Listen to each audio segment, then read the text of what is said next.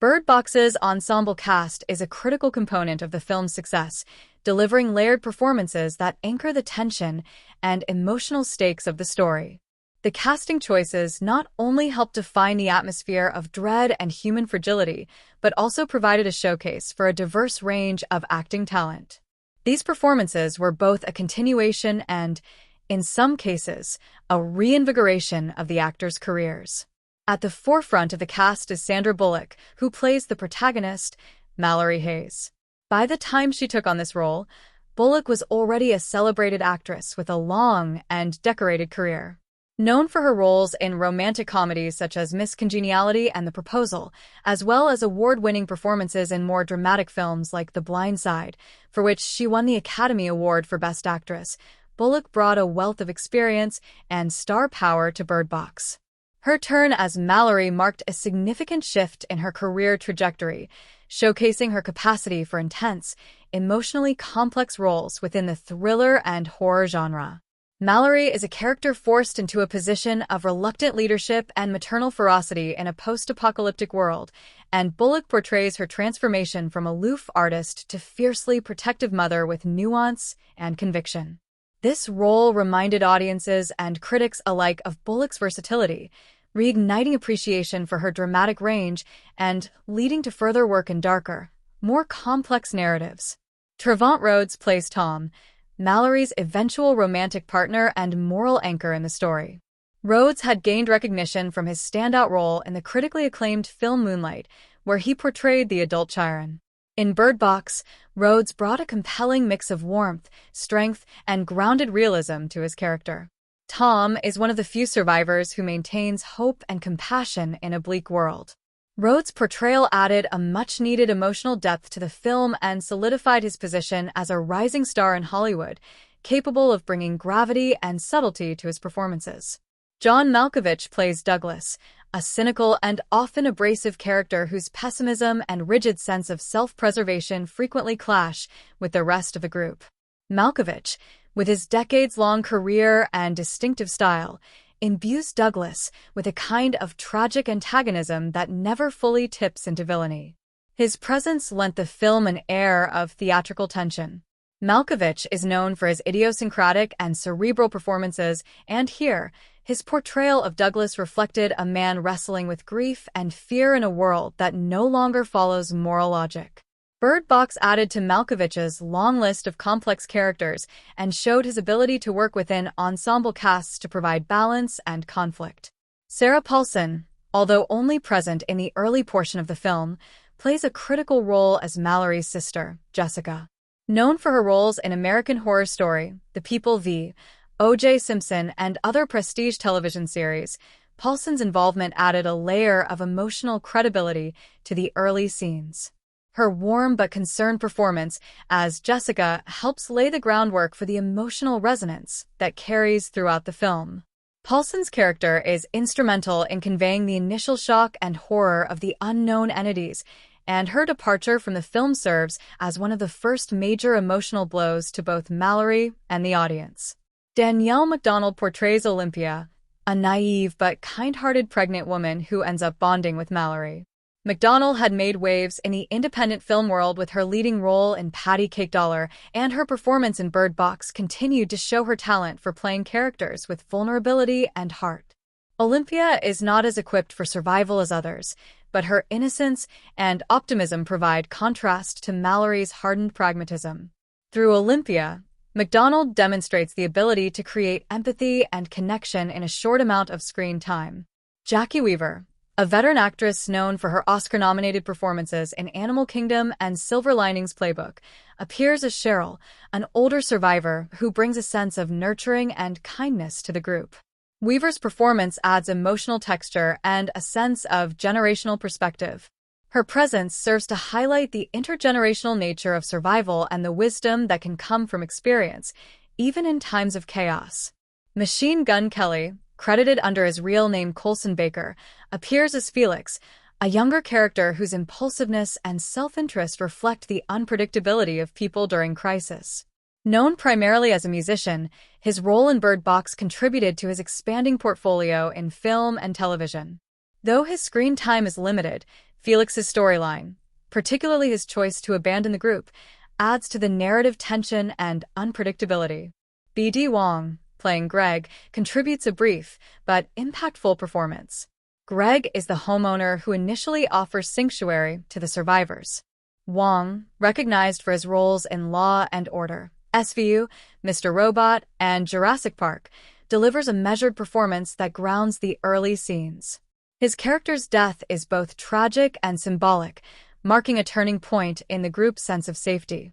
His casting added credibility and professionalism to the ensemble. Lil Rel Howery plays Charlie, a grocery store employee and amateur author who serves as both comic relief and a source of insight into the nature of the entities. Howery had gained fame for his role in Get Out, where his comedic timing was widely praised. In Bird Box, he balances humor with genuine fear and philosophical speculation, becoming one of the more memorable characters. His departure from the story is felt deeply, and his contribution to the film's tone is significant.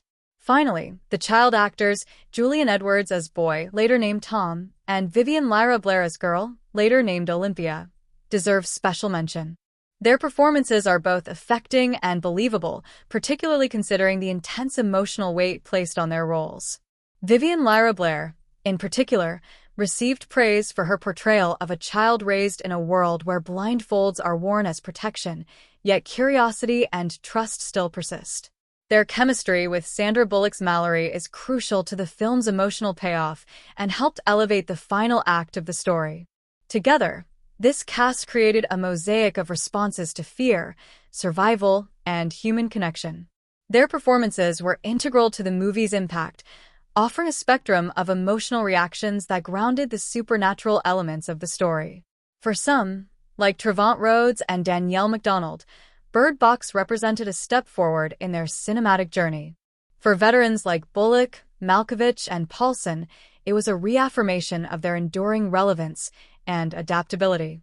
For newer entrants like Colson Baker and Vivian Lyra Blair, it offered a platform to be seen by a massive global audience. Bird Box ultimately benefited from the strength and cohesion of its cast, whose combined talents brought authenticity and depth to a high-concept horror scenario. When Bird Box was released on December 21, 2018, it did more than debut as a post-apocalyptic horror thriller. It rapidly became a cultural phenomenon. The film, distributed by Netflix, arrived at a unique moment in entertainment history. The streaming platform was already revolutionizing how audiences consumed content, and Bird Box became a key milestone in that evolution. Within its first week of release, it reportedly drew in over 45 million viewers, making it one of Netflix's most-watched original films at the time. But the real cultural impact extended far beyond the streaming numbers. Bird Box's cultural significance is rooted in the peculiar way it permeated daily conversations, social media trends, and even real-world behavior.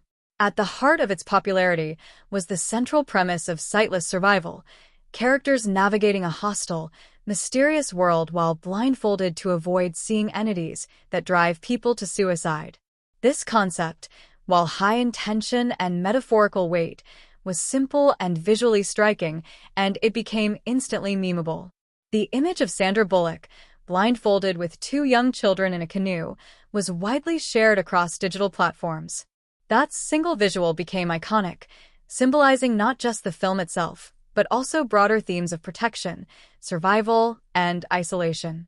One of the most infamous manifestations of Bird Box's influence was the emergence of the Bird Box Challenge. Social media users, particularly on platforms like YouTube, TikTok, and Twitter, began filming themselves attempting to perform daily tasks while blindfolded, mimicking the characters in the film. This quickly evolved from lighthearted imitation to genuine concern as people began attempting dangerous activities, including walking in traffic, driving, and navigating staircases without sight. The trend grew so rapidly that Netflix had to issue an official warning urging viewers not to participate in potentially harmful challenges.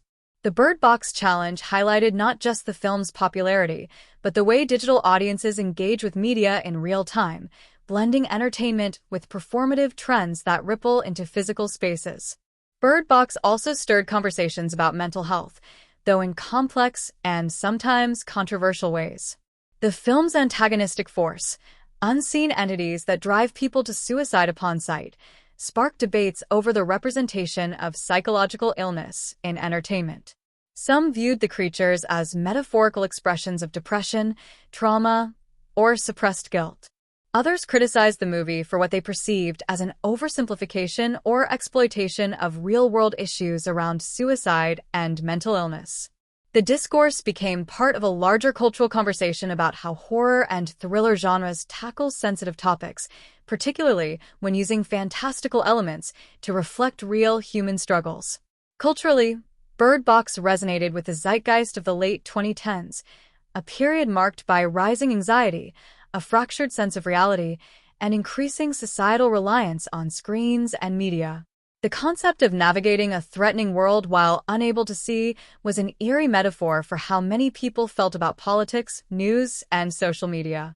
The idea that the truth, or reality itself, could be dangerous, or at least damaging, echoed sentiments circulating during times of widespread misinformation and emotional fatigue. This interpretation gave the film a symbolic weight that helped elevate it beyond the confines of a traditional horror movie. The movie's female lead and survivalist motherhood arc also had cultural resonance.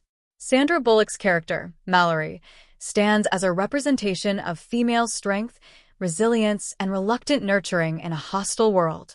The notion of a woman protecting children at all costs, even while questioning her own capacity for love or connection, struck a chord in a world increasingly attuned to narratives of empowered women and unconventional families. Mallory's journey from guarded detachment to sacrificial mother resonated with viewers who saw parallels in their own lives, particularly those grappling with emotional trauma, parenthood, or fear for the future. Bird Box also influenced other works of fiction, particularly in the post-apocalyptic and sensory deprivation subgenres. Comparisons were immediately drawn to A Quiet Place, which had been released earlier in 2018 and centered around survival based on silence rather than blindness. The two films sparked conversations about sensory horror, a thematic trend that seemed to capture the attention of filmmakers and audiences alike. Following Bird Box's success, several other films explored similar territory, including The Silence and See, a television series set in a world where everyone is blind. The sensory restriction concept became a mini-movement in speculative storytelling, driven in part by Bird Box's popularity. In terms of representation, Bird Box made strides in showcasing a multiracial cast in a genre that has historically leaned toward homogeneity. The inclusion of Trevante Rhodes as a romantic lead and hero, as well as diverse supporting characters, subtly contributed to ongoing efforts in the entertainment industry to expand representation across race and gender lines. The movie didn't overtly focus on identity politics, but its casting decisions added to the broader cultural push toward inclusivity in mainstream cinema. Bird Box also contributed to a shift in how horror and thriller films were evaluated, not just on their quality or storytelling, but on their virality. The movie demonstrated that a film's cultural success was no longer determined solely by box office returns or critical acclaim, but by its ability to capture the public imagination in digital spaces. It showed studios and streaming platforms that conversation and shareability could be just as valuable as traditional metrics. Memes, challenges, hashtags, and think pieces became part of the movie's ecosystem, with people engaging not just with the narrative, but with the experience of being part of a moment. Interestingly, Bird Box's cultural impact can also be viewed through the lens of isolation, a theme that would take on an eerily prophetic tone when, just over a year later, the world faced the COVID-19 pandemic. The film's depiction of people locking themselves indoors, navigating dangerous outside environments with extreme caution, and facing an invisible enemy became retrospectively symbolic of the early months of global lockdown. Although unintentional, Bird Box's imagery and themes gained renewed relevance, leading some viewers to revisit the film with a new sense of connection and unease. Bird Box's historical significance is thus multi-layered. It marked a turning point in streaming dominance, challenged traditional horror conventions, inspired viral trends, and tapped into the collective anxieties of its time. Whether praised, criticized, or parroted, it undeniably left an imprint on popular culture. Its success demonstrated that horror could be thoughtful, that streaming releases could be cultural juggernauts, and that sometimes the most powerful images are the ones we don't see at all. The making of Bird Box was as intense and layered as the film itself.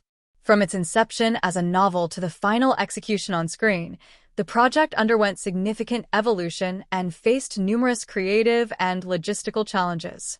Much of the film's success can be attributed to the deliberate choices made during development, casting, location scouting, and shooting, all contributing to the final product's eerie, suspenseful, and emotionally resonant tone. Bird Box is based on the 2014 debut novel by Josh Malerman, a musician and author who originally penned the story as a psychological horror tale with a literary edge. The novel quickly gained a following for its claustrophobic tone and apocalyptic premise. The film rights were optioned shortly after the book's release, but the project remained in development limbo for several years. At one point, it was considered by Universal Pictures, but eventually it was Netflix that acquired the rights and gave the story the push it needed for full production. The director chosen for the adaptation was Susanne Bier, an acclaimed Danish filmmaker known for her emotionally charged dramas like In a Better World and After the Wedding. She brought a unique sensibility to the project, approaching it not merely as a horror film but as a human survival story. Bier, who became the first woman to win a Golden Globe, an Academy Award, and an Emmy, was particularly interested in the emotional evolution of the characters. She wanted the film to focus on hope, endurance, and maternal love, rather than just fear and chaos.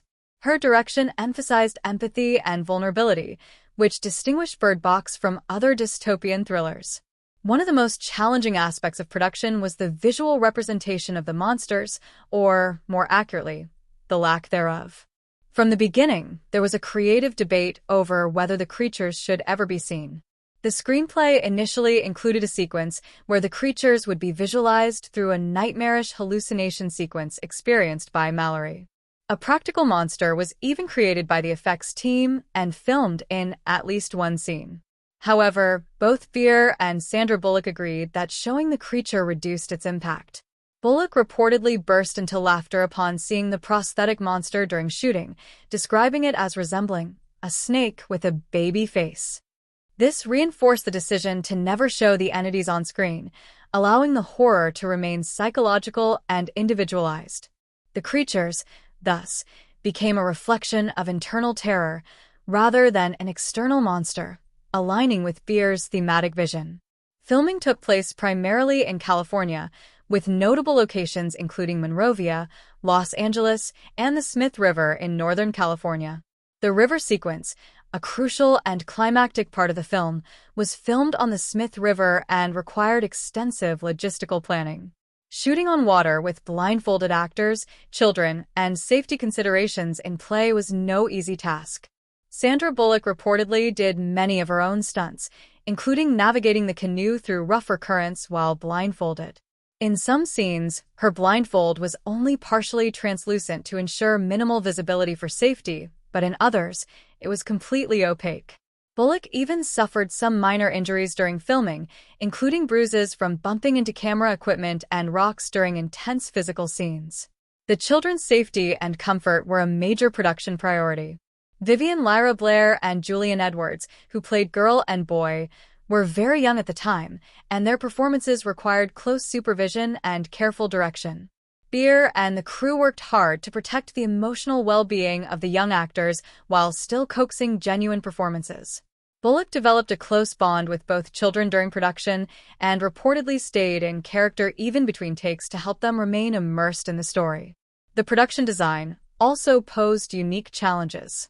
The crew needed to create a world that felt simultaneously realistic and subtly decayed. The house where most of the early film takes place was an actual residence located in Monrovia, California. Its suburban feel was intentionally chosen to contrast with the growing sense of dread as the story unfolds. Set decorators transformed the home to reflect post-apocalyptic improvisation. Boarded windows, makeshift barriers, food hoards, and camelid interiors helped create a claustrophobic but believable atmosphere. For the grocery store scenes, An actual market was retrofitted with false shelving and product arrangements to simulate abandonment. Small details, like flickering lights and dust layering, helped evoke the passage of time and the breakdown of civilization.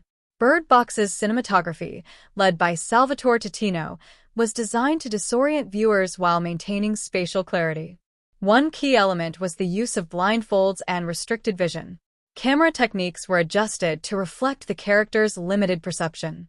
For instance, scenes shot from Mallory's perspective often use shallow focus or blurred edges to simulate disorientation. Natural lighting was employed extensively, with overcast days and filtered sunlight contributing to the muted, bleak tone. Some interiors were shot using candlelight or minimal artificial lighting to emphasize vulnerability and suspense. From a production standpoint, one of the most talked about elements was the Netflix release strategy. Rather than a traditional theatrical rollout, Bird Box was dropped directly onto the streaming platform just days before Christmas. This unorthodox strategy proved remarkably effective. The film's tension and post-apocalyptic storyline stood in stark contrast to the usual holiday fare, and viewers flocked to the film out of curiosity, word of mouth, and the viral marketing that soon followed. The decision not to release the film theatrically on a wide scale also meant that Netflix could invest more in production without the pressure of box office returns, allowing for creative risks that might not have been feasible in a traditional release model. On the set, Sandra Bullock was widely praised for her leadership and dedication. Cast and crew described her as deeply involved, both emotionally and technically, in shaping the story. She reportedly requested specific rewrites to strengthen Mallory's arc, ensuring that her transformation was gradual and earned. Bullock was also responsible for several unscripted moments that added emotional realism to the film. Her commitment extended beyond the camera, as she advocated for increased safety measures and lobbied to ensure the child actors were treated with care. Composer Trent Reznor and Atticus Ross were initially attached to provide the score, but later left the project, citing creative differences. This departure was notable, as the Nine Inch Nails duo are known for their haunting, experimental soundscapes in films like The Social Network and Gone Girl. Their withdrawal led to a shift in the film's musical direction, with the final score leaning more toward atmospheric tension than ambient dissonance. Despite this shift, the final sound design successfully supported the film's emotional and suspenseful beats, blending natural sounds with subtle sonic cues to reflect the presence, or threat, of the creatures. Bird Box presents a narrative that is both intimate and apocalyptic, structured in a nonlinear fashion that weaves together present-day survival with past traumas and decisions. The film's structure, alternating between two timelines, allows the audience to experience the full emotional and psychological arc of its protagonist, Mallory Hayes, while simultaneously immersing them in the terrifying world that unfolds around her. This layered approach to storytelling is one of the film's most effective tools for building tension, deepening character relationships, and reinforcing its central themes. The film opens with a stark warning. Mallory, played by Sandra Bullock, is preparing two children, referred to only as boy and girl, for a treacherous journey down a river. She instructs them with an intensity that borders on brutality, making it immediately clear that survival is the only priority. Her voice is firm, her demeanor hardened. The opening sequence, with Mallory blindfolded and navigating the children into a small boat, sets the tone for the entire film. It drops the viewer into the heart of the story's climax without explanation, trusting that the gradual revelation of past events will fill in the emotional and narrative blanks. From here, the film begins its dual timeline structure. One thread follows Mallory and the children on their river journey, a suspense-filled voyage where any wrong move could mean death. The other thread takes us back 5 years earlier, to the beginning of the crisis. Mallory, then a pregnant artist emotionally disconnected from the world, visits a hospital with her sister Jessica for a prenatal checkup. On their way home, chaos suddenly erupts. People begin acting erratically, screaming, crying, violently harming themselves. It becomes clear that something unseen is causing mass suicides. The world collapses almost instantly, and Mallory finds herself swept into a desperate struggle for safety. This nonlinear structure allows the film to balance immediate danger with emotional development. While the river journey delivers action and suspense, the flashback sequences flesh out character relationships, moral dilemmas, and the psychological toll of living in a world where seeing means dying. The viewer slowly learns how Mallory ended up alone with 2 children and what happened to the other survivors along the way. The film's early flashback scenes show Mallory taking refuge in a suburban house with a group of strangers. This ensemble introduces various personalities and perspectives, offering a cross-section of human behavior in crisis. Among them are Tom, a calm and intelligent former soldier; Douglas, a pessimistic and often abrasive older man; Charlie, a grocery store clerk with surprising philosophical insight; Olympia, another pregnant woman seeking safety; and others who represent a spectrum of emotional and moral responses to fear. These interactions provide much of the film's interpersonal drama and serve as a foundation for the story's emotional stakes. Key plot turning points occur within this timeline. One major moment is when the group risks venturing to a grocery store using GPS and covered windows, narrowly escaping the influence of the entities. Another is Olympia's decision to let a stranger, Gary, into the house, an act of compassion that ultimately leads to tragedy. Gary, seemingly unaffected by the entities, is revealed to be one of the mentally unstable individuals who can see the creatures and worship them rather than fear them. He forces the other survivors to open their eyes, resulting in a brutal massacre that leaves only Mallory, Tom, and the 2 newborns alive. This moment is pivotal, marking a full collapse of the temporary community and a shift in Mallory's character toward fierce emotional detachment and survivalism. The pacing of the film, while methodical, never feels stagnant. The intercutting of timelines keeps the viewer engaged, constantly recontextualizing Mallory's decisions and behavior. As the river journey progresses, the past provides the emotional resonance needed to understand Mallory's hardened demeanor and her strained relationship with the children. She refers to them only as boy and girl, refusing to name them, symbolizing her fear of attachment and loss. The audience gradually realizes that her emotional walls are a result of repeated trauma, particularly the death of Tom, her partner, and the children's surrogate father. Tom's death is another major turning point. After years of quiet survival in a remote house, Tom and Mallory encounter a group of roving aggressors, other survivors who have been driven mad by the entities and now force others to look. In a final act of self-sacrifice, Tom removes his blindfold to protect Mallory and the children, killing the attackers before succumbing to the creature's influence. This loss solidifies Mallory's belief that emotional attachment is dangerous, reinforcing her cold but protective relationship with the children. The climax of the film arrives as Mallory and the children reach the most treacherous stretch of the river. As they are attacked by rapids and tormented by whispered voices and hallucinations, the tension reaches its peak. The entities appear to target Mallory's psychological vulnerabilities, using the voices of loved ones and manipulating her guilt to lure her into removing her blindfold. Vivian Lyra Blair's performance as Girl is particularly powerful here, as she offers to look despite the danger, showing her willingness to sacrifice for others, mirroring the bravery that Mallory has spent the entire film trying to suppress. The emotional payoff comes not through confrontation with the creatures, but through Mallory's internal transformation. In a moment of emotional surrender, she finally names the children. Girl becomes Olympia, and boy becomes Tom. This act signifies a turning point in her character arc, representing her acceptance of love, connection, and vulnerability. Naming them is an act of reclaiming humanity in a world that has forced her into emotional exile. The final destination of the river journey is a sanctuary, a school for the blind, hidden in the forest and protected by the natural immunity of its residents. This ending provides a sense of hope without resolving every mystery. The creatures still exist, the world is still broken, but there is safety, and more importantly, there is a future. Mallory's journey concludes not with a dramatic battle or revelation, but with an emotional catharsis that aligns with the film's deeper themes. In terms of narrative structure, Bird Box takes calculated risks. By withholding key plot developments and alternating timelines, the film creates a sense of discovery and delayed revelation.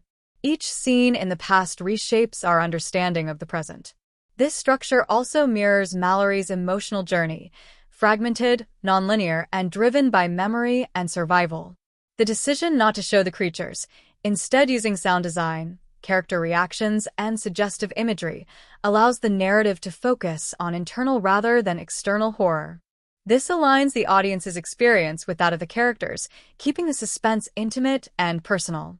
Bird Box operates on multiple thematic levels, blending a high-concept horror premise with deep psychological and emotional undercurrents. While its surface narrative revolves around surviving a supernatural force, the film is ultimately a story about motherhood, trauma, connection, and the cost of survival.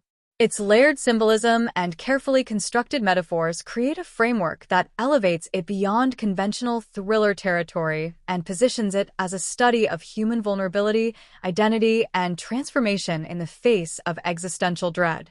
At its core, the most prominent theme in Bird Box is that of parenthood and maternal transformation.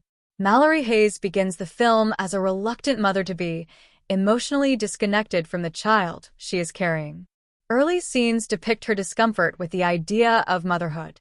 She lives in artistic and emotional isolation, and her detachment is a defining trait. She even refers to the fetus as it and admits she has no idea how to raise a child. This lack of connection serves as a thematic setup for the arc that will unfold across the movie, an arc that mirrors the classic hero's journey, but within the context of motherhood. The apocalyptic scenario forces Mallory into a maternal role not only for her biological child, but also for Olympia's daughter. The children become symbols of hope, innocence, and emotional responsibility. Her relationship with them is defined by fear, not of them, but for them. Her protective instincts override her emotional openness. For much of the film, she calls them simply boy and girl, refusing to name them as a form of emotional distancing. This absence of names serves as a thematic marker of suppressed love and grief, and it subtly implies that in this world, emotional attachment is dangerous because it creates vulnerability. Her eventual decision to give them names at the climax of the film is not just a character moment. It's a symbolic reclaiming of her identity as a mother and their identities as individuals. It signifies the rebirth of emotional connection in a world that punishes it. Another key theme is isolation versus connection. The very premise of the film demands that characters operate with their sight removed, an isolating and disorienting experience. Blindfolds become both physical and emotional barriers. Survivors must live inside darkened homes, travel blind, and avoid eye contact with the outside world. This literal isolation mirrors the psychological isolation that trauma creates. People are cut off from each other by fear, by grief, and by mistrust. Mallory's emotional walls mirror the boarded windows of the house. Both serve as defenses against an unseen enemy, but both also keep her from forming real connections. Despite this, Bird Box also argues for the necessity and inevitability of human connection. Relationships form under stress, and communities try to emerge even amidst paranoia. Tom, who becomes Mallory's partner, stands as a thematic counterpoint to her guardedness. He represents the strength found in openness and compassion. His ability to maintain empathy and vision, metaphorically speaking, makes him a moral compass. His eventual death becomes a symbol of what is sacrificed to keep that compassion alive in a world ruled by fear. One of the most enigmatic and heavily analyzed elements of Bird Box is its invisible antagonist, the mysterious entities that drive people to suicide upon sight. These creatures are never shown, and their presence is mostly felt through the reactions of characters and the eerie, natural disturbances they cause. Symbolically, the creatures have been interpreted in many ways. Some see them as representations of mental illness, especially depression and suicidal ideation. Their power lies in their ability to trigger internal despair so intense that it leads to self-destruction. They do not attack physically but psychologically, making them unique in the horror genre. Others interpret the creatures more broadly as embodiments of trauma, guilt, or existential dread, personal demons made manifest. What each person sees is never revealed, reinforcing the idea that the horror is subjective and individualized. This aligns with the broader theme that the scariest threats are often the ones we carry inside ourselves. Mallory's refusal to look is not just about safety, it's about refusing to confront the full weight of loss and grief that she has experienced. Only by acknowledging her love for the children and embracing emotional risk does she begin to reclaim her humanity. The film also explores the theme of trust versus control. Early in the film, when the House of Survivors begins to take shape, the tension lies in whether to trust strangers, whether to let others make decisions, and whether hope is a liability. Douglas, the antagonist within the group, embodies the philosophy of control and self-preservation. He believes that emotion and altruism are weaknesses. His character arc is a cautionary one. While he often turns out to be correct in his assessments, his refusal to trust others isolates him and makes him incapable of change. Olympia, in contrast, trusts too easily and pays a price for it. These two extremes help define Mallory's evolution as she learns to balance caution with compassion. A more subtle yet pervasive theme is that of identity and survival. In a world where seeing the truth causes destruction, people must navigate by instinct, memory, and trust. The inability to rely on sight forces characters to redefine how they interpret the world and themselves. This parallels real-life scenarios where people must adapt to new emotional realities, grief, trauma, parenthood, without the benefit of certainty or clarity. Mallory's journey is about more than keeping her children alive. It's about rediscovering who she is in the face of fear. Her identity, previously rooted in isolation and apathy, transforms into one grounded in fierce love and protective strength. The river itself is a major symbol in the film. It represents transition and transformation, both physically, as a path to safety, and emotionally, as a journey toward healing. Rivers are often used in literature as metaphors for life, danger, rebirth, and movement from one state of being to another. In Bird Box, the river is treacherous and unpredictable, much like the emotional landscape Mallory must navigate. Her decision to embark on the journey blindfolded, with two small children, is not only an act of survival but of faith. It's a surrender to forces she cannot control, and in that surrender, she finds resilience. Blindness itself is perhaps the film's most potent metaphor.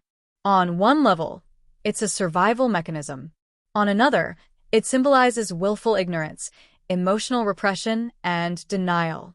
But in a twist of meaning, blindness also becomes a source of safety, even purity. The sanctuary at the end of the film is a school for the blind, people who, due to their physical condition, are immune to the creature's influence. This location becomes a symbol of hope and resilience. It suggests that what the world sees as a disability can, in the right context, become strength. It also suggests that surrendering the illusion of control, accepting the things we cannot see, can lead to unexpected salvation. The visual style and cinematography of Bird Box play a crucial role in shaping its mood, tension, and storytelling effectiveness. From its muted color palette to its restrained camera work, the film uses visual elements not only to evoke suspense, but also to reinforce its core themes of fear, isolation, and human resilience.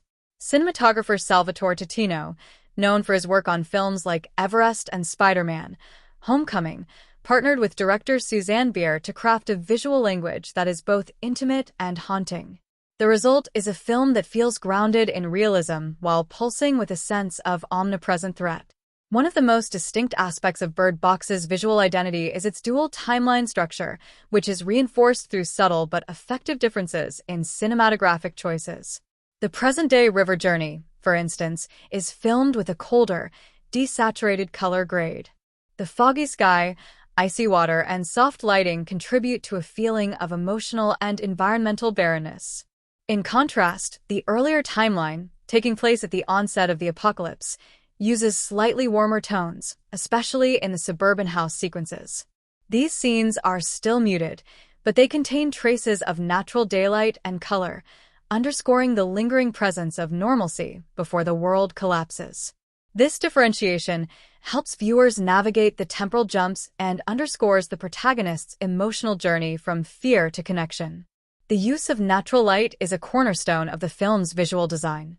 Much of Bird Box is filmed in low light or shadow, using overcast skies, window-blocked interiors, and dim candlelight to shape the film's atmosphere. The lighting often mimics what the characters would realistically experience in a world without electricity or open windows. This naturalistic lighting style enhances immersion and adds a gritty realism to the story. Scenes lit only by flashlight, lanterns, or candles create stark contrasts between light and dark, emphasizing the fragility of safety and the constant threat lurking in the shadows. The darkness is never total, but always incomplete, suggesting that danger is near, but never fully seen. One of the film's most notable visual strategies is the omission of the monsters themselves. The creatures are never shown directly, a decision that turns the cinematography into a vehicle for suggestion rather than exposition. Instead of visualizing the entities, the camera focuses on wind movement, shadows, rustling leaves, and the characters' faces as they react in horror. Trees sway unnaturally, birds panic in their cages, and light filters through broken windows at skewed angles. These environmental cues stand in for the monsters and enhance the psychological horror. This decision also challenges the audience to imagine what the characters see, personalizing the terror and making it more effective. The cinematography's restraint plays into the film's central fear, the unknown. In many scenes, the framing and composition serve to emphasize claustrophobia and vulnerability.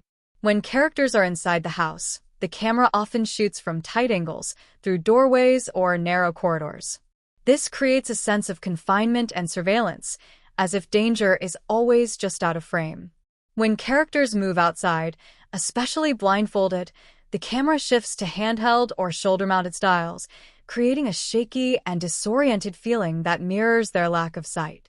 Long takes and minimal cuts during these sequences allow the tension to build slowly, making each misstep or unfamiliar sound more alarming. A standout example of this technique occurs during the river sequence. Much of this journey is shot from low angles within the boat, giving the viewer a blindfolded perspective.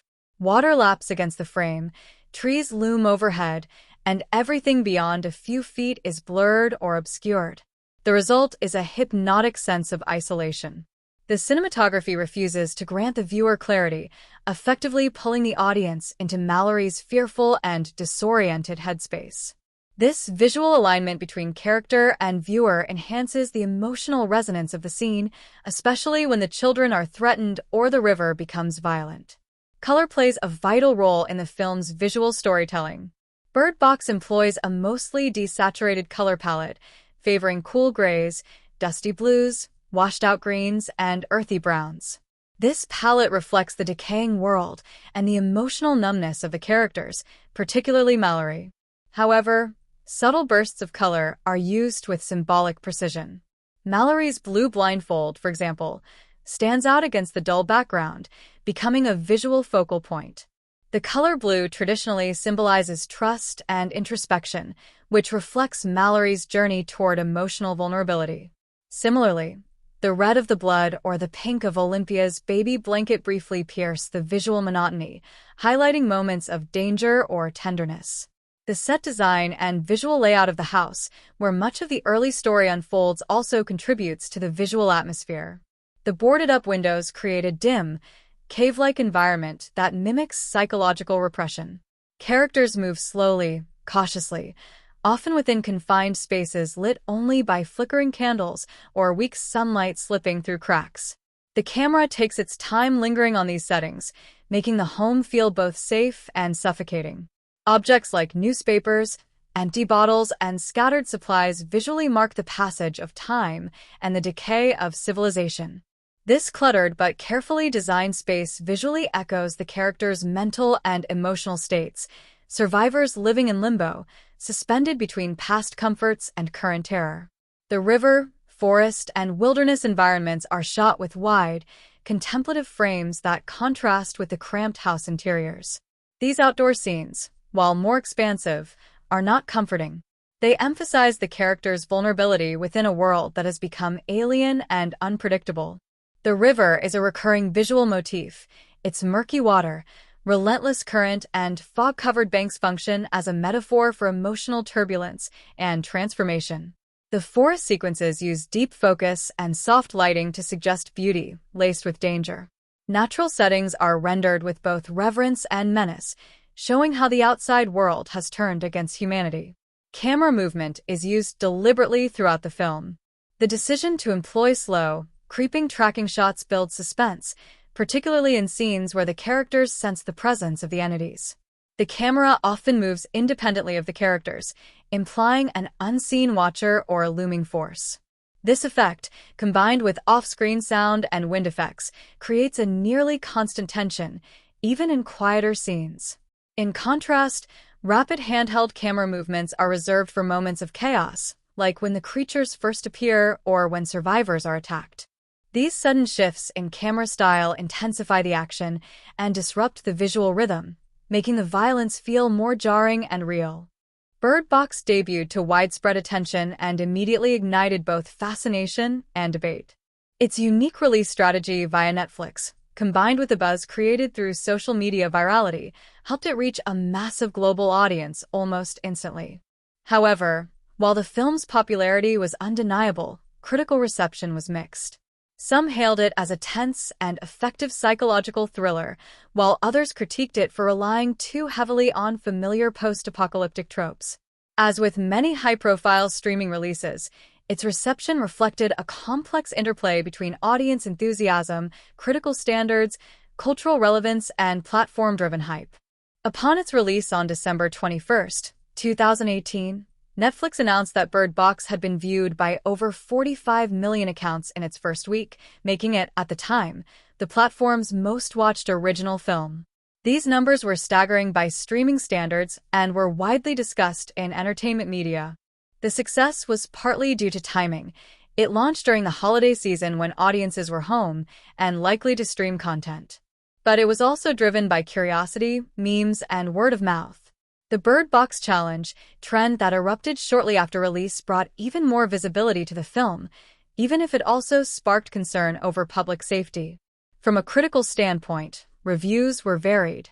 On the positive end, many critics praised Sandra Bullock's performance as one of the film's standout elements.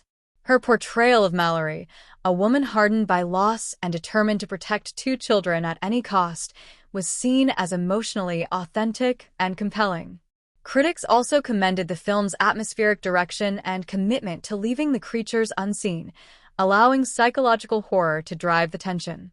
Susanne Bier's handling of tone, pacing, and character development was applauded by those who appreciated a more emotional take on the post-apocalyptic genre. However, not all reviews were glowing. Some critics argued that Bird Box lacked originality, drawing clear comparisons to A Quiet Place, which had premiered earlier in 2018. While A Quiet Place revolved around the necessity of silence to avoid alien creatures, Bird Box focused on blindness and internal horror. Nonetheless, the similar sensory deprivation conceits led many to suggest that Bird Box was less innovative by comparison. There were also criticisms aimed at the screenplay, with some reviewers feeling that the dialogue occasionally fell into cliches and that certain character arcs lacked depth or resolution. The decision not to show the monsters, while praised by many, also drew criticism from those who felt it was a missed opportunity to fully explore the horror element of the story.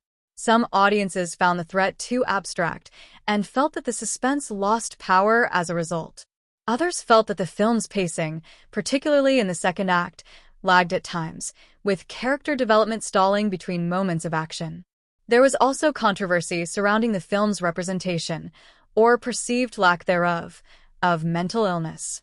The creatures cause people to commit suicide upon seeing them, except in cases where characters with pre-existing mental instability are portrayed as immune and become zealots spreading the entity's influence.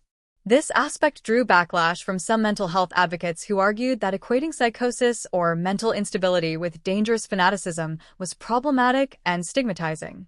Critics voiced concern that the film leaned on a simplistic and harmful trope by portraying mentally ill characters as villains or existential threats. Despite these critiques, Bird Box struck a chord with a wide audience and became a topic of mainstream conversation far beyond the usual horror fandom. It sparked discussions not only about the film itself, but about streaming's power to disrupt traditional models of cinematic release and success. For Netflix, the film was a massive victory, proof that original films could dominate public attention without the need for theatrical release, marketing tie-ins, or franchise recognition. It was also one of the first Netflix movies to receive this level of widespread organic buzz, setting the stage for future high-profile streaming releases. Awards recognition was modest, but notable. Sandra Bullock received several nominations for her performance, including at the MTV Movie and TV Awards and the Saturn Awards, where Bird Box also received a nomination for Best Horror Film. It won Best Thriller at the People's Choice Awards and gained nominations at the Golden Trailer Awards for its effective promotional materials. These honors, while not at the level of Academy Awards or Golden Globes, reflected the film's resonance with mainstream audiences and genre-specific communities. Audience reception was generally more positive than critical response, as indicated by various viewer ratings on popular platforms. The film was often praised for its emotional core, suspenseful sequences, and thought-provoking premise. Many viewers related to the character of Mallory and her emotional journey, especially parents who empathized with her fear and protective instincts. The post-apocalyptic setting, combined with the domestic focus on parenting and survival, gave Bird Box a unique appeal to a broad demographic, including those who might not typically engage with horror. Some fans and commentators also appreciated the film's restraint and ambiguity, seeing it as a welcome departure from more graphic or overt horror films. The absence of a definitive explanation for the creatures, their origins, or their nature left room for interpretation, which invited speculation, fan theories, and extended conversation online. For a streaming platform, that kind of prolonged engagement can be more valuable than critical acclaim. That said, the internet's enthusiasm for the film wasn't always complimentary. While the blindfolded imagery became iconic, it also opened the door to parody. The Bird Box Challenge, in which people performed tasks blindfolded in imitation of the film's characters, quickly devolved into viral stunts that were often dangerous. Netflix eventually issued a public statement urging people not to harm themselves or others in an attempt to mimic the movie. This phenomenon became both a testament to the film's cultural impact and a cautionary tale about how quickly digital trends can escalate. A related criticism was the film's perceived overexposure. Some viewers, already skeptical of Netflix's aggressive marketing and algorithm-driven recommendations, felt that Bird Box became overhyped and oversaturated, with the endless memes and coverage, making it difficult to assess the movie on its own merits. For some, the mass popularity paradoxically diminished the film's perceived artistic value, casting it as a product of marketing rather than storytelling. The debate around Bird Box also sparked wider discussions about the future of cinema, streaming, and what defines a successful film. Its huge viewership numbers contrasted with its relatively lukewarm critical reception, prompting questions about how streaming platforms measure value, impact, and quality. As a result, Bird Box became a case study for the evolving relationship between audience engagement and critical evaluation in the age of digital distribution. Bird Box's legacy is multifaceted, marked by its cultural resonance, its impact on the streaming industry, its inspiration for subsequent media, and its role in shaping audience expectations for original content on digital platforms. Though not universally acclaimed, its long-term influence lies less in critical prestige and more in the way it catalyzed conversations around storytelling, marketing, and viewer engagement in the age of algorithm-driven content delivery. Bird Box, in many ways, became a blueprint for how a streaming service could create an event-level film without a theatrical release, and its ripple effects can still be seen years later in how studios and platforms approach original genre filmmaking. One of the most immediate and tangible aspects of Bird Box's legacy is how it transformed perceptions of Netflix as a producer of original feature-length films. Before Bird Box, Netflix had released a number of original movies, some critically acclaimed, such as Beasts of No Nation or Okja, but none had achieved the viral, mainstream success of Bird Box. With over 45 million viewers in its first week and sustained popularity in the weeks that followed, the film proved that Netflix could not only distribute, but also define, the cinematic conversation. This success legitimized the platform's strategy of releasing big-budget, star-driven films directly to subscribers, and paved the way for future tentpole Netflix originals like Extraction, The Old Guard, and The Gray Man. The film also solidified the viability of genre films, particularly horror and thriller, as flagship titles for streaming platforms. Bird Box's popularity demonstrated that horror, long considered a niche or low-budget genre by some studios, could be both accessible and profitable in the streaming model. Since then, Netflix and other services have leaned heavily into psychological horror, sci-fi thrillers, and post-apocalyptic narratives, commissioning more projects in this vein. The legacy of Bird Box is visible in the greenlighting of thematically adjacent films and series such as The Silence, Sweetheart, and even non-Netflix properties like HBO Max's The Girl with All the Gifts or Apple TV Plus, SC, which also explore worlds altered by sensory limitations. Another key element of Bird Box's legacy is the way it reshaped viral marketing and audience engagement through memes and internet culture. The Bird Box Challenge and the widespread creation of parody content contributed to the film's staying power and recognition far beyond its runtime. This viral spread became a case study in how visual motifs, like blindfolds or suspenseful river crossings, can capture the imagination and become instantly iconic, regardless of a film's traditional promotional methods. While this also raised concerns about public safety, as people began to perform stunts while blindfolded, it nonetheless underscored the influence of social media in extending a film's reach and embedding it into the cultural fabric. Beyond marketing, the film's narrative choices and thematic structures have also influenced filmmakers, particularly in the domain of tension building without relying on visible antagonists. Bird Box's decision to never show its monsters was both a creative risk and a major talking point. This inspired a wave of similar storytelling techniques in which horror becomes suggestive rather than explicit. Other filmmakers took cues from Bird Box's restrained visuals and emphasized atmosphere, character psychology, and unseen terror over spectacle. This subtle approach to horror and suspense is now a recurring trend in elevated genre cinema, where mystery and ambiguity often take precedence over exposition and clarity. The film's emphasis on parental love, emotional resilience, and found family structures also marked a departure from many traditional horror tropes that focus on isolation or nihilism.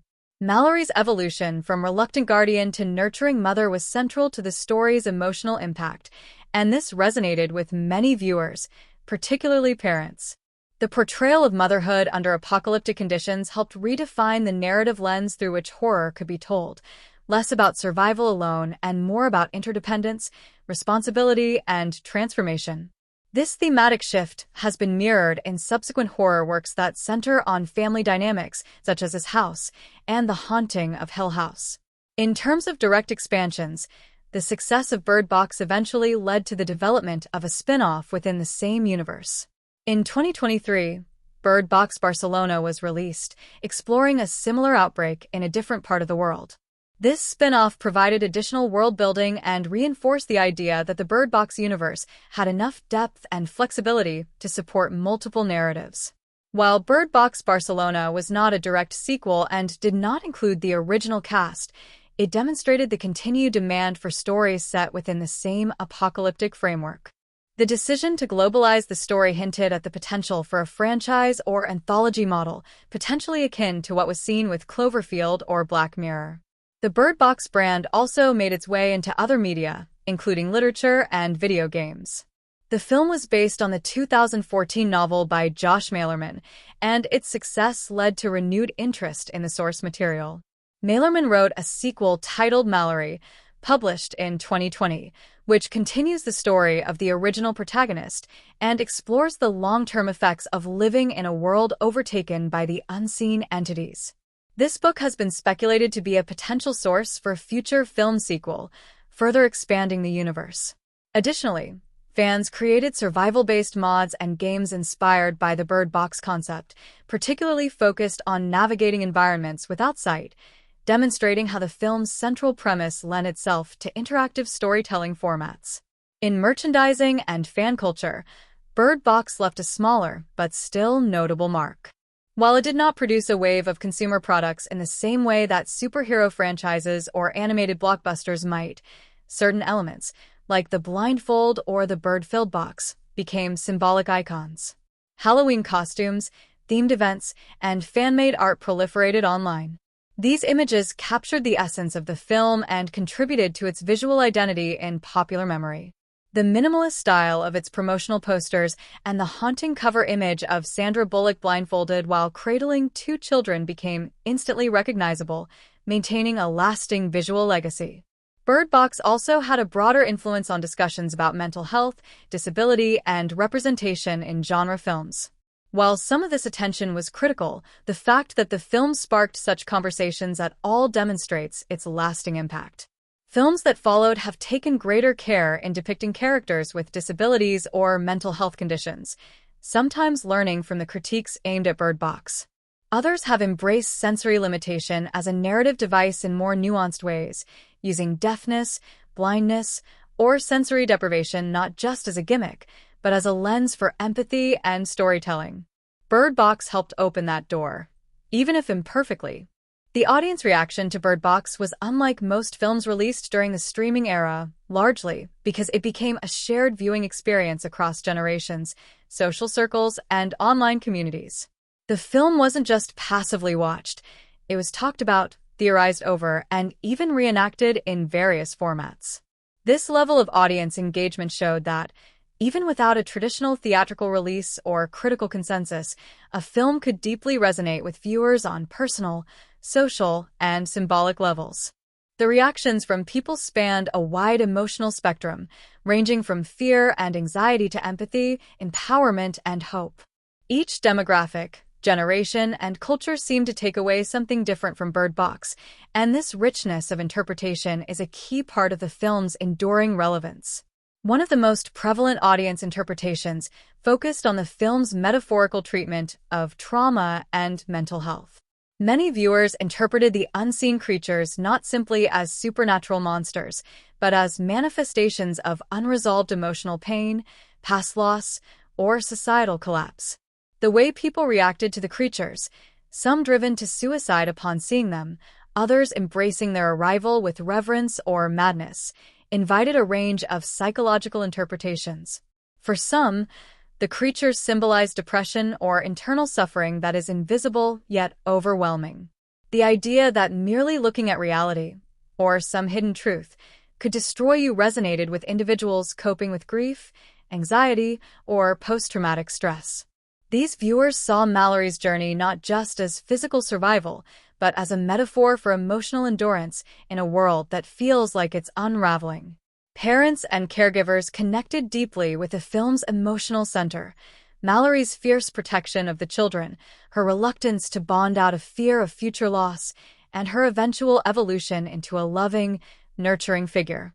Many audience members, especially mothers, spoke about how relatable Mallory's journey was, especially in a chaotic or a threatening world. The scene where she refuses to choose which child will remove their blindfold, instead opting to protect them both at any cost, struck a particularly powerful chord with audiences. It echoed themes of parental sacrifice, emotional detachment as a form of survival, and the slow healing that comes with trust and vulnerability. The symbolic naming of the children, initially only boy and girl, later becoming Tom and Olympia, was interpreted by viewers as a poignant moment of reclaimed humanity and connection after enduring prolonged fear and detachment.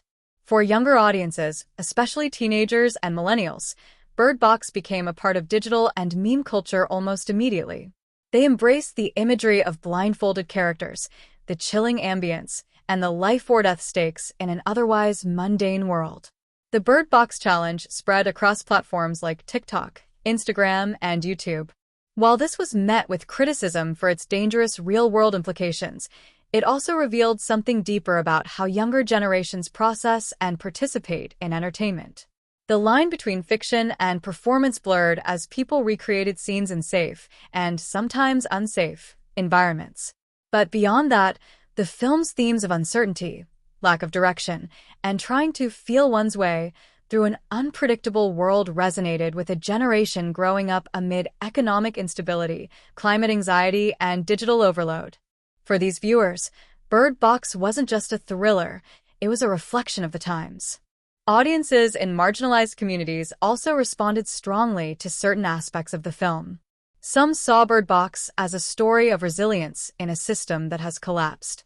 The characters must navigate a hostile world without access to traditional power structures or institutions. Mallory's journey with the children felt, to many, like an allegory for survival against odds stacked by a system that no longer offers protection or fairness. Additionally, the casting of a diverse group of supporting characters, including Tom as a strong, sensitive black male lead, gave some viewers the chance to see underrepresented voices in prominent roles, even if they weren't all given equal narrative weight. International audiences found Bird Box to be both familiar and unsettling in its universality. The idea that society can fall apart rapidly when an incomprehensible threat appears is not new, but the film's use of blindness as a survival tactic carried specific cultural interpretations. In some traditions, blindness has symbolic ties to inner vision, wisdom, or divine revelation. Others saw the blindfolds as symbolic of willful ignorance or the need to shut out painful truths to endure chaos. This duality allowed the film to be interpreted through spiritual, philosophical, or existential lenses, depending on the viewer's cultural or personal background. Some interpreted the need to not see as a meditation on denial, repression, or even societal apathy. A surprising number of audience members found hope in the film's ending. Despite its bleak and tense tone, Bird Box concludes with a moment of safety, light, and emotional breakthrough. When Mallory and the children arrive at the school for the blind, there's a symbolic homecoming. The sanctuary isn't defined by weapons or technology, but by a community that has learned to live with difference and protect the vulnerable. Audiences who watched with a sense of dread throughout the movie often expressed relief and optimism at this ending.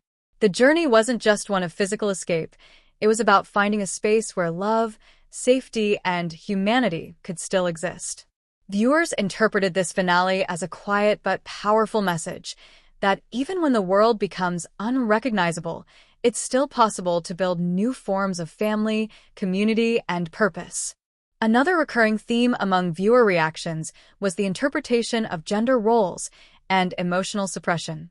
Mallory begins the film emotionally walled off, unwilling to connect or show vulnerability, particularly after the traumatic death of her sister and the global collapse.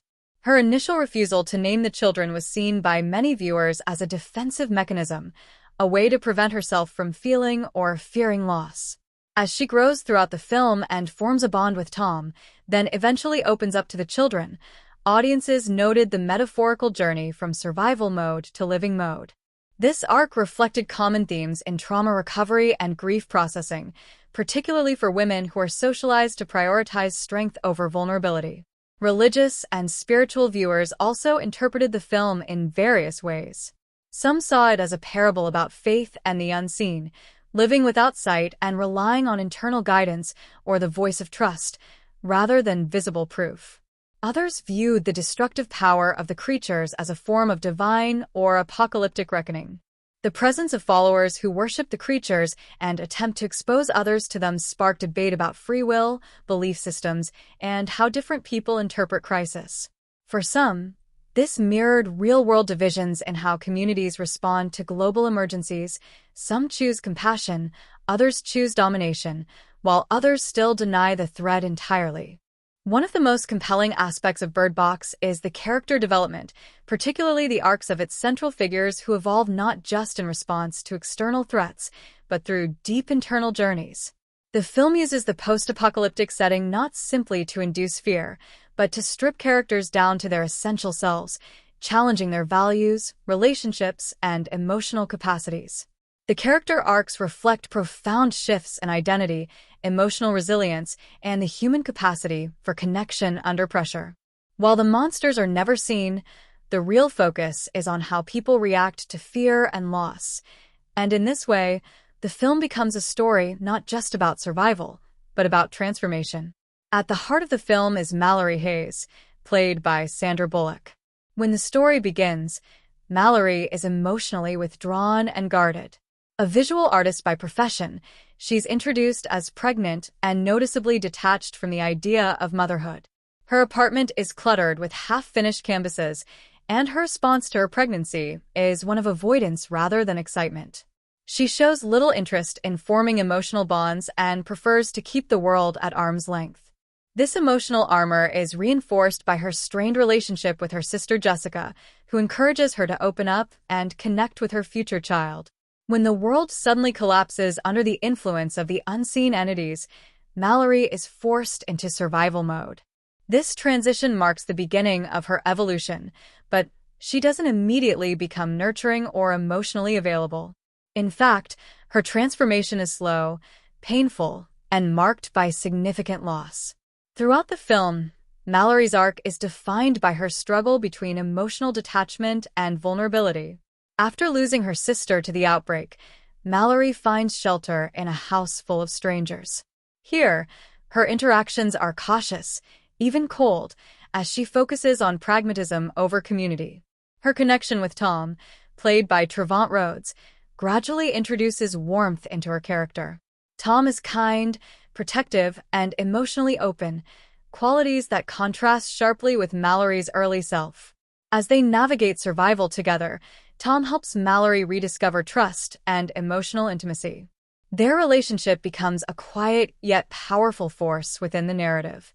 Importantly, it's not defined by grand romantic gestures, but by shared responsibility, mutual respect, and the creation of a fragile sense of home amid chaos. Mallory's role as a mother also undergoes a dramatic transformation. After Olympia, another pregnant woman in the shelter, dies during childbirth, Mallory takes on the responsibility of raising both her own child and Olympia's newborn. However, instead of naming them or forming maternal bonds, she refers to them simply as boy and girl. This is a survival mechanism intended to protect both them and herself from emotional pain. She believes that detachment will help them stay alive and help her remain strong.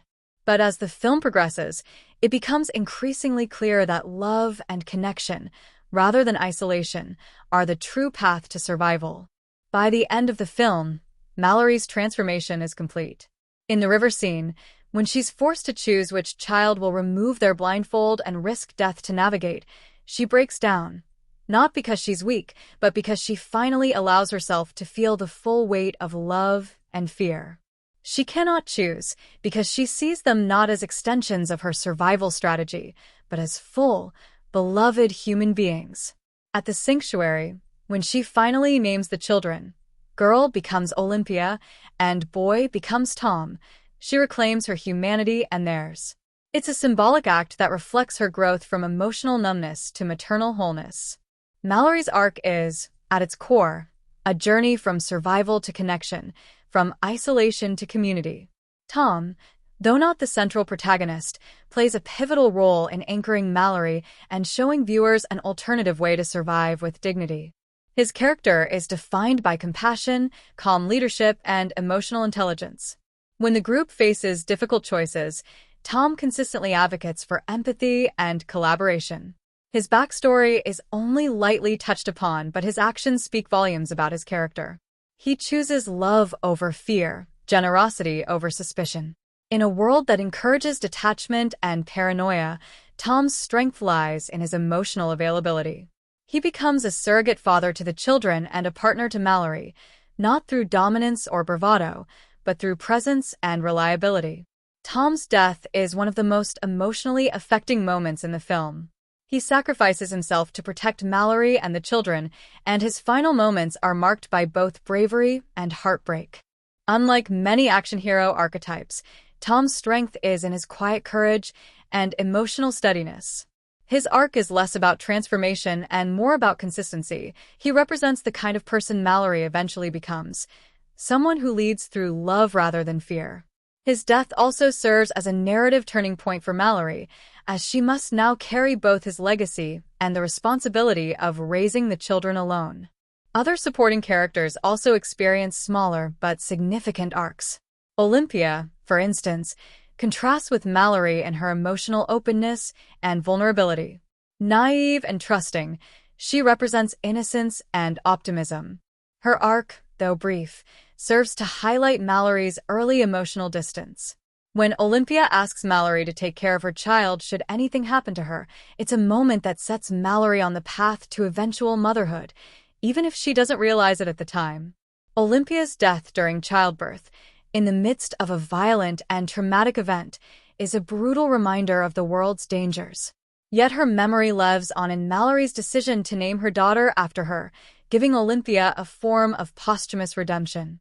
Douglas, the abrasive and antagonistic character played by John Malkovich, has a more complex and somewhat cyclical arc. Initially portrayed as paranoid, selfish, and gruff, Douglas is difficult to like. However, his survival instincts and skepticism are occasionally validated, especially when the group faces threats from other survivors. Douglas functions as a counterpoint to Tom. Where Tom is trusting and collaborative, Douglas is cynical and authoritarian. Yet even Douglas shows glimmers of depth, particularly in his grudging willingness to protect the group when it truly matters. His death, while not redemptive in the traditional sense, shows a level of sacrifice that complicates his role as the group's antagonist. One of the film's more subtle character arcs involves the children themselves. Though not given much screen time as individuals in their younger forms, their presence drives much of Mallory's development. Initially raised in a world of silence, fear, and emotional restraint, the children are taught strict rules designed to ensure their survival. Yet even within this rigidity, they show resilience, adaptability, and a capacity for empathy. Their trust in Mallory, despite her harshness, speaks to a deep bond that transcends words. Their arc is most clearly visible in the sanctuary scene, where they finally experience a world where they can safely open their eyes, both literally and emotionally. In that moment, their transition from symbols of survival to children with identities and futures is complete. The costume and set design in Bird Box play a vital role in establishing the film's tense atmosphere, its apocalyptic world, and the emotional journeys of its characters. Though the film is dominated by its suspenseful plot and psychological tension, the visual storytelling through costumes and environments grounds the narrative, making the post-apocalyptic reality feel tangible and immersive. The careful design choices also contribute to the film's thematic concerns, such as isolation, survival, and the gradual reclaiming of humanity. By analyzing costume and set design in detail, we uncover how the visual elements subtly support character development, narrative tone, and audience immersion. Starting with costume design, Bird Box's wardrobe reflects a blend of practicality, realism, and subtle symbolism. The costumes serve not only to dress the characters, but also to illustrate their personalities, emotional states, and transformations throughout the story. The design was handled with the intent to keep the characters grounded and relatable, rather than stylized or fantastical, which aligns with the film's overall tone of gritty realism amid surreal terror. Mallory, the protagonist played by Sandra Bullock, is outfitted in a way that emphasizes her initial emotional guardedness and pragmatic survivalism. Early in the film, her clothing is functional and muted. Earthy tones like gray, olive green, and dark browns dominate her wardrobe. These colors reflect her attempt to blend into her surroundings and avoid attention. Her outfits are loose-fitting and practical, suited for mobility and endurance rather than fashion or expression. As the film progresses, Mallory's clothing subtly evolves to reflect her growing emotional connection to her children and her environment. Her costumes remain practical but become slightly softer in texture and tone, especially in scenes where she is caring for the children. The shift in costume mirrors her transformation from detached survivor to protective mother. The absence of bright colors in her wardrobe also reflects the film's muted, bleak tone, emphasizing the oppressive world the characters inhabit. The two children, boy and girl, are dressed in simple, comfortable clothing suitable for young children in a dangerous environment. Their costumes use soft fabrics and pastel colors, creating a visual contrast with the harshness of the world around them. This design choice emphasizes their innocence and vulnerability, which is a central emotional touchstone for the audience. The children's clothing is also notable for its practicality, with layers and textures that suggest warmth and protection. The simplicity of their attire contrasts with the complexity of the adult characters, reinforcing the film's themes of innocence endangered and the future at stake. Tom, played by Trevante Rhodes, is dressed in dark, utilitarian clothing that conveys both his role as protector and his calm, grounded personality. His wardrobe choices emphasize function over form, with durable fabrics and practical designs. The lack of flashy or bright elements underscores his steady presence and serious demeanor. His costumes often include jackets and sturdy boots, suitable for navigating the dangerous, unpredictable environment. Tom's clothing reflects his role as a reliable, emotionally available partner to Mallory, embodying strength through quiet resilience. Supporting characters have wardrobes that reflect their individual personalities and social backgrounds. For example, John Malkovich's character Douglas wears more layered and somewhat disheveled clothing, reinforcing his gruff, paranoid, and skeptical nature. His attire often consists of worn jackets, heavy shirts, and darker colors that visually separate him from the more hopeful or nurturing characters. Douglas's costume design helps visually establish him as an outsider or antagonist within the group dynamic. One of the film's most iconic costume elements is the blindfold itself. The blindfold is not simply a practical necessity, it is a powerful symbol woven throughout the visual design. Each character's blindfold is distinct, reflecting personality and emotional state. Mallory's blindfold, for example, is simple, dark, and unadorned, symbolizing her initial rigidity and seriousness. Other characters' blindfolds feature various textures or colors, adding subtle layers to their characterization. The use of the blindfold as a costume element also creates a strong visual motif that enhances the film's suspense and thematic depth.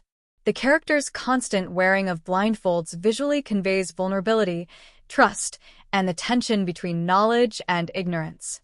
Moving on to set design, the environments in Bird Box are meticulously crafted to evoke a sense of desolation, danger, and fragile sanctuary. The film's production design emphasizes contrast between unsafe, chaotic spaces and carefully controlled, safe zones. This contrast mirrors the characters' psychological states and the film's broader themes. The early apartment scenes are cluttered and dimly lit, emphasizing Mallory's initial isolation and emotional confusion. The apartment feels lived in yet stagnant, with scattered art supplies and personal items that hint at Mallory's past life and creative identity. The set design here helps establish her character's initial emotional state, a mix of vulnerability and detachment. The shelter, where much of the middle part of the film takes place, is a key location in the set design. This abandoned house is transformed into a refuge, but still retains a feeling of impermanence and tension.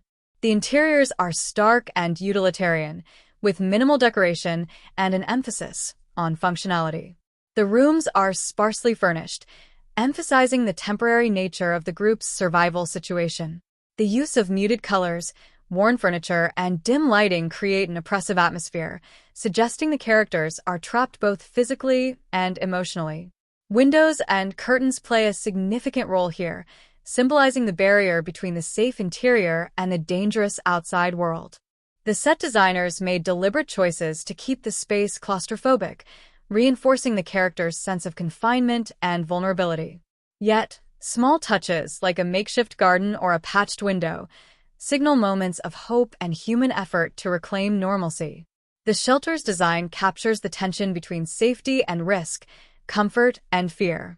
Outdoor locations, especially the river scenes toward the film's climax, offer a stark visual shift. The river journey is filmed in natural, open landscapes with a muted but slightly warmer color palette. The set design here emphasizes exposure and uncertainty, but also possibility. The river represents both danger and potential salvation, a liminal space between destruction and refuge. The design choices here highlight nature's indifferent power, contrasting with the controlled, claustrophobic interiors of earlier scenes.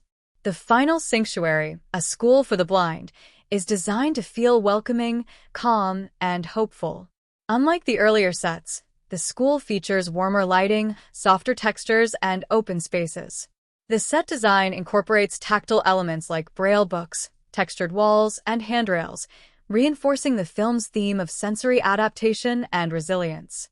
The The sanctuary's design symbolizes a new beginning, a place where characters can exist without fear and embrace connection. The dialogue and scriptwriting in Bird Box serve as foundational elements that shape the film's mood, character development, and narrative tension. Unlike many horror or post-apocalyptic thrillers that rely heavily on jump scares, loud action, or overt exposition, Bird Box's screenplay is restrained, purposeful, and often minimalist, relying on what is said, and just as importantly, what is left unsaid, to build suspense and deepen emotional engagement. The script works in tandem with the film's visual storytelling and sound design to create a layered experience that demands viewer attention and interpretation. From the very beginning, the screenplay establishes a tone of subtle urgency and psychological complexity. The dialogue is not rushed or overly verbose. Instead, it favors economy and intention. Characters often speak in measured, quiet tones, reflecting the constant threat of the unseen entities and the necessity of caution. This choice creates a pervasive atmosphere of tension and fragility, as every word might carry weight or consequence.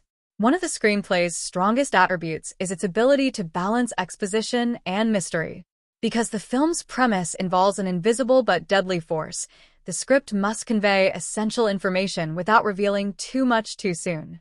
The screenplay achieves this through carefully layered dialogue that hints at the nature of the threat and its effects on society, while leaving key details ambiguous to maintain suspense. Early conversations between characters include brief, sometimes cryptic references to the creature's power, how simply looking at them drives people to madness and suicide, but much remains unexplained. This approach invites viewers to piece together the rules of the film's world alongside the characters, enhancing immersion and engagement. Character interactions are central to the script's emotional core. Dialogue is used to reveal personality traits, backstories, and motivations without resorting to clunky exposition. For instance, Mallory's initial conversations are clipped and guarded, reflecting her emotional detachment and distrust. Her exchanges with Jessica and later with Tom reveal gradual shifts in openness and vulnerability, underscoring her character development through speech patterns and tone. The script skillfully uses dialogue to build relationships, particularly between Mallory and Tom. Their conversations are marked by a mix of pragmatism and warmth, grounded in shared trauma, but also genuine care.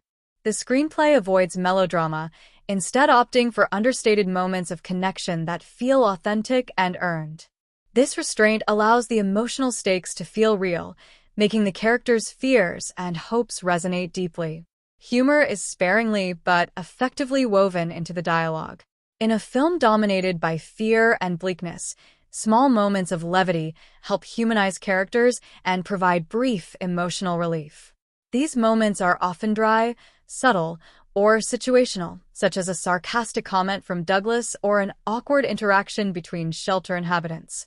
The humor is never forced. Rather, it arises naturally from character dynamics and circumstances.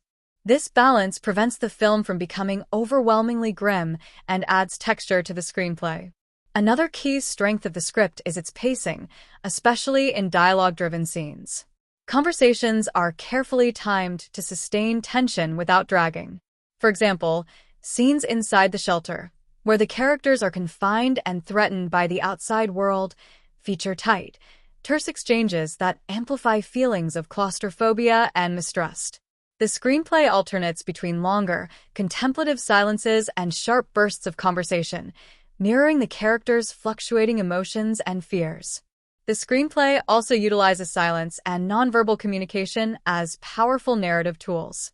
Given that characters often must remain silent or whisper to avoid attracting attention, the script places emphasis on body language, facial expressions, and pauses. This economy of words forces the audience to read between the lines and engage with subtext. Scenes where characters communicate without speaking underscore themes of vulnerability, connection, and the limits of language under extreme conditions. Memorable lines in the film tend to be understated rather than grandiose. For instance, Mallory's repeated phrase, "Don't open your eyes," is simple but charged with meaning, becoming a haunting refrain that encapsulates the film's central survival strategy. Similarly, The dialogue around naming the children, boy and girl, speaks volumes about Mallory's emotional state and the character's attempts to cope with loss and uncertainty. These concise, symbolic lines linger in the viewer's mind and contribute to the film's haunting quality. The screenplay also shows skill in using dialogue to convey psychological states. Characters' speech patterns shift according to their mental and emotional conditions. When characters are panicked or traumatized, their dialogue becomes fragmented or repetitive. Conversely, moments of calm or hope feature more measured and coherent speech. This dynamic use of dialogue enhances the portrayal of trauma and survival, making the characters' experiences feel visceral and immediate. Importantly, the script avoids over-explaining or moralizing. Rather than explicitly stating themes or messages, the screenplay trusts viewers to draw their own conclusions based on character interactions and narrative context. This subtlety encourages repeated viewings and deeper reflection, as audiences consider what the dialogue reveals about fear, trust, and human nature. While the screenplay's minimalist dialogue approach is largely effective, some critics and viewers have noted moments where exposition feels forced or dialogue lapses into cliché, especially during certain group scenes in the shelter. At times, conversations about the nature of the threat or survival rules can feel slightly didactic. However, these moments are few and do not significantly detract from the overall impact of the script. The screenplay also deftly incorporates flashbacks and nonlinear storytelling, which impact dialogue structure. The shifts between past and present require the script to carefully modulate tone and information flow. Dialogue in flashbacks tends to be more emotionally charged and intimate, offering glimpses into characters' pre-apocalypse lives and relationships. These contrasts enrich character development and add layers of narrative complexity. Overall, Bird Box's scriptwriting is characterized by its careful economy, emotional authenticity, and tension-building restraint. It prioritizes psychological depth and character-driven storytelling over spectacle or shock. Through measured, purposeful dialogue and an emphasis on subtext, the screenplay creates a haunting narrative that lingers in the mind. The film script successfully balances the need to explain an unfamiliar and terrifying world with the desire to maintain mystery and suspense. Its dialogue serves multiple functions, revealing character, advancing plot, building atmosphere, and conveying thematic nuance. This multi-layered approach makes Bird Box's screenplay a crucial component of the film's enduring impact. The marketing and promotional campaign for Bird Box was a carefully orchestrated effort that played a significant role in the film's widespread visibility and cultural impact upon release. Given that Bird Box was a Netflix original film, its marketing strategy had to adapt to the unique dynamics of streaming distribution, where traditional box office hype and theater presence are replaced by digital campaigns designed to generate buzz and immediate viewer engagement. The promotional efforts focused on intriguing audiences with the film's mysterious premise, strong lead performance, and high-concept thriller elements, all while leveraging social media trends and influencer culture to amplify reach. One of the key marketing moves was the early release of the film's trailers, which balanced revealing enough plot information to hook viewers while maintaining an air of mystery. The first official trailer introduced the apocalyptic scenario, the enigmatic nature of the invisible threat, and Sandra Bullock's character Mallory as a fiercely protective mother. The trailers used a mix of suspenseful music, tightly edited scenes, and carefully chosen dialogue, such as the chilling admonition to "don't open your eyes," to build anticipation without giving away key twists.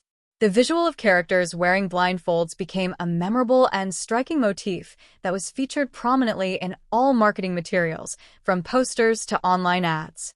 Netflix released multiple trailers leading up to the December 2018 launch, each highlighting different aspects of the film. Early trailers emphasized the horror and thriller elements, showcasing intense sequences and mysterious imagery. Later promotional clips highlighted the human drama and emotional stakes, focusing on character relationships and survival themes. This multifaceted approach aimed to attract a broad audience, from horror fans to viewers interested in psychological drama and post-apocalyptic narratives. Social media marketing was a cornerstone of Bird Box's promotion, and Netflix capitalized on the platform's viral potential to create organic buzz. The campaign leveraged hashtags such as #BirdBox and #BirdBoxChallenge to encourage audience participation and discussion. Netflix's social media accounts shared behind-the-scenes footage, interviews with the cast, and visual teasers to maintain engagement and curiosity. One of the most notable and controversial aspects of the marketing was the viral Bird Box Challenge. This internet meme involved people attempting to perform everyday tasks while blindfolded, mimicking the characters' forced blindness in the film. Videos of people blindfolded while walking, driving, or engaging in various activities flooded platforms like Instagram, Twitter, and TikTok. While the challenge demonstrated the film's significant cultural penetration and audience enthusiasm, it also raised safety concerns and criticism. Several reports of accidents and injuries linked to the challenge led to public warnings from authorities and the social media platforms themselves. Despite these concerns, the viral challenge amplified Bird Box's visibility dramatically, turning the film into a global phenomenon and conversation starter. Netflix's promotional team also strategically engaged influencers, celebrities, and media outlets to broaden the film's reach. High-profile endorsements and interviews with Sandra Bullock helped position the film as a must-watch event. Bullock's star power was emphasized in marketing materials, appealing to her established fan base and lending credibility to the project. Marketing visuals and promotional posters were designed to be instantly recognizable and thematically resonant. The iconic image of a blindfolded Sandra Bullock holding two children became a signature image, representing the film's central tension and emotional core. The use of dark, muted colors combined with the stark white blindfold created strong visual contrast, drawing attention and reinforcing the film's atmosphere of danger and uncertainty. Netflix also capitalized on the holiday release timing. Launching Bird Box in December 2018 allowed it to stand out as a major streaming release during a season typically dominated by big studio blockbusters in theaters. This timing helped the film garner significant viewership as audiences looked for new entertainment options during the holiday downtime. Another innovative element in Bird Box's marketing was the use of interactive and experiential marketing. Although limited compared to traditional theatrical releases, Netflix partnered with select events and pop-up experiences that allowed fans to immerse themselves in the film's atmosphere. These experiences often involved blindfolded walkthroughs or sensory deprivation elements, deepening audience connection with the film's themes and fostering word-of-mouth promotion. Additionally, Netflix promoted the film heavily on its own platform. The Bird Box banner and thumbnails were prominently featured on users' homepages, taking advantage of the platform's personalized recommendation algorithms to maximize exposure. The film's availability for immediate viewing removed traditional barriers to access, encouraging impulse watching and social sharing. Merchandising for Bird Box was relatively modest compared to major theatrical franchises, but some official merchandise was released, including blindfold replicas, themed apparel, and collectibles. These items further cemented the film's visual identity and allowed fans to physically engage with the Bird Box brand. The film's marketing campaign also cleverly highlighted its themes of maternal protection and survival, which resonated strongly with certain audience segments. Promotional interviews and features often emphasized Sandra Bullock's role as a protective mother, tapping into universal fears and hopes that elevated the film beyond simple horror fare to a more emotionally compelling narrative. One of the challenges in marketing Bird Box was communicating the nature of its threat without showing the antagonistic entities directly. The script's choice to keep the supernatural creatures invisible made traditional monster-focused advertising impossible. The marketing team turned this limitation into a strength by emphasizing suspense, atmosphere, and the psychological horror of the unseen, creating curiosity and intrigue rather than relying on explicit imagery. This approach was effective in distinguishing Bird Box from more conventional horror films. Critically, the marketing set accurate expectations regarding the film's tone and genre mix. While some viewers anticipated a straightforward horror film, promotional materials hinted at deeper emotional and psychological layers, which helped attract a more diverse audience and reduce disappointment from mismatched expectations. Bird Box, 2018, stands out as a distinctive entry in the post-apocalyptic thriller and horror genres, but it is also part of a broader tradition of films that explore invisible or intangible threats, psychological survival, and the breakdown of society. Comparing Bird Box to similar movies, earlier adaptations, if any, or other works by its director and creative team reveals both its unique qualities and the influences it draws upon, illuminating how it contributes to and diverges from genre conventions. First, it is important to note that Bird Box is based on a 2014 novel of the same name by Josh Malerman. The film adaptation, directed by Susanne Bier, is the first cinematic interpretation of the source material, which means there are no earlier film versions for direct comparison. This allowed the filmmakers a degree of creative freedom to reinterpret elements of the book's story and tone. While the film remains largely faithful to the novel's central premise and themes, it condenses and rearranges plot points and character arcs to suit a cinematic narrative. The book's more introspective and ambiguous prose is translated into a more visual and emotionally immediate form in the film. This adaptation process highlights Bird Box's focus on visual storytelling, suspenseful pacing, and emotional drama, which sometimes contrasts with the novel's more atmospheric and literary style. Comparing Bird Box to other post-apocalyptic thrillers that center around unseen or mysterious threats reveals interesting parallels and divergences. Films like A Quiet Place, 2018, and The Happening, 2008, also deal with survival under threat from largely invisible or hard-to-detect enemies, forcing characters to adopt unusual survival tactics. Like A Quiet Place, Bird Box uses sensory deprivation. In this case, the enforced blindness caused by wearing blindfolds to heighten tension and vulnerability. Both films explore how ordinary human activities become fraught with danger and how communication and trust are critical for survival. However, Bird Box distinguishes itself with a more overt psychological and emotional focus, particularly in its exploration of motherhood and trauma, whereas A Quiet Place balances family drama with a more action-oriented suspense. Bird Box can also be compared to classic horror films that feature unseen supernatural forces, such as The Blair Witch Project, 1999, or The Ring, 2002. These films rely on the fear of the unknown and the power of suggestion, similar to Bird Box's use of an unseen entity that causes madness and death. However, Bird Box is less concerned with traditional jump scares or horror tropes and more invested in psychological horror and survival drama. Its use of an invisible threat serves as a metaphor for internal fears, societal collapse, and trauma, giving it a somewhat philosophical edge that differentiates it from more conventional horror movies. Looking at the director's previous work provides further context for Bird Box's style and storytelling choices. Susanne Bier is known for her emotionally intense dramas such as In a Better World, 2010, and The Night Manager, 2016, which often explore human relationships, moral dilemmas, and resilience in the face of adversity. Bird Box marks Bier's first foray into the horror and thriller genres, but her signature emphasis on character depth and emotional realism is evident throughout the film. Compared to her earlier works, Bird Box incorporates suspense and genre elements while maintaining a focus on psychological complexity and intimate human connections. This blend of genre thrills with emotional storytelling helps Bird Box stand apart from many other post-apocalyptic films that prioritize spectacle over character. The screenplay, written by Eric Heiserer, who also adapted Arrival, 2016, reflects a similar interest in blending high-concept ideas with emotional storytelling. Like Arrival, Bird Box balances an intriguing, speculative premise with deeply personal narratives. This duality allows Bird Box to engage audiences on both intellectual and emotional levels, a hallmark of Heiserer's writing style.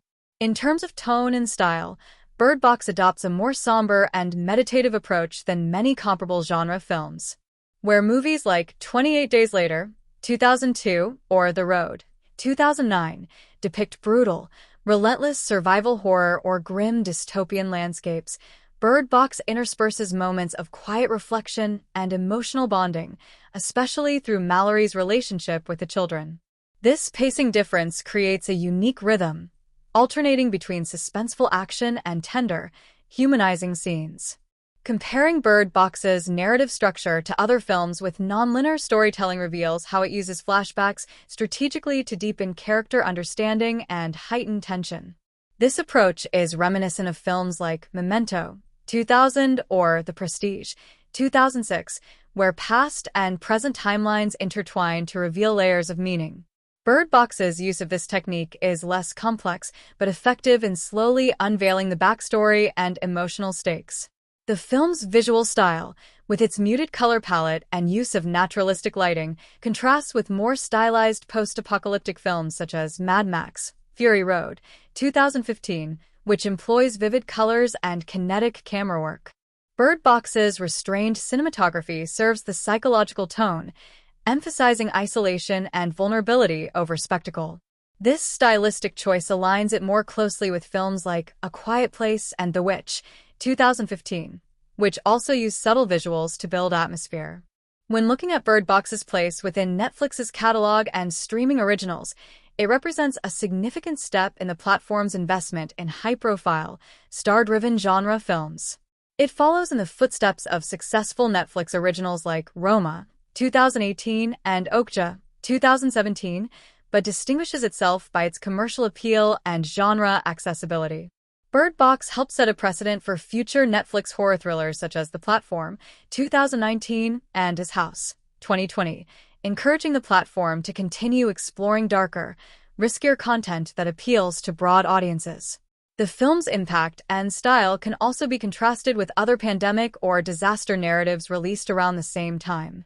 For example, films like Contagion, 2011, and Cloverfield, 2008, focus on visible, tangible threats like viruses or monsters, whereas Bird Box's unseen enemy acts more as a psychological and metaphorical force. This distinction allows Bird Box to explore fear and survival on a more internalized level, which was particularly resonant in a cultural climate increasingly aware of invisible dangers. In summary, Bird Box carves a distinct niche by combining psychological horror, emotional drama, and a unique invisible threat concept within the post-apocalyptic genre. It draws inspiration from various films and genres, but distinguishes itself through a strong emotional core, restrained visual style, and innovative use of sensory deprivation as a survival tactic. Its adaptation from the novel preserves thematic depth while embracing cinematic storytelling techniques, making it both a faithful and creatively distinct work. The film's place within Susanne Bier's oeuvre, Eric Heiser's writing, and Netflix's evolving content strategy further highlights its significance as a genre-blending and culturally impactful production.